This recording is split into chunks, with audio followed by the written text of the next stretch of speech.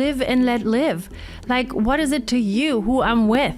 Back in 2012, Heidi Klum and her then husband, Seal, shocked the world when they announced the end of their 7-year marriage. And to make matters worse, Seal immediately started talking about Heidi and how the whole reason their marriage ended was because she cheated on him with her bodyguard. She denied all the claims, but that didn't stop Seal from standing his ground. And you'll never believe all of the possible evidence behind it. Prior to Heidi and Seal's divorce, it seemed like the two of them had an extremely happy marriage, complete with public affection on red carpets, and even a vow renewal. But then, before we knew it, Seal talked to TMZ, claiming that Heidi was cheating on him with her bodyguard after new pictures emerged. In the pictures, you could see Heidi on the beach with him, which stirred up several conversations about why she looked so comfortable around him. The timeline of exactly when this cheating supposedly happened is also up for debate. In his claims, Seal said that Heidi cheated before they broke up. So this was a major contributing factor to their ultimate demise. When he was asked what he thought about it, he said that he didn't really expect much else from the bodyguard, but he was shocked at Heidi's behavior and said that he expected her to have more class and wait for their separation before getting together with the help. In all of it, he said that it's not like he would expect Heidi to become a nun, and he said that he understands that when people separate, they move on. The biggest concern he had at the end of the day was his children and their well-being,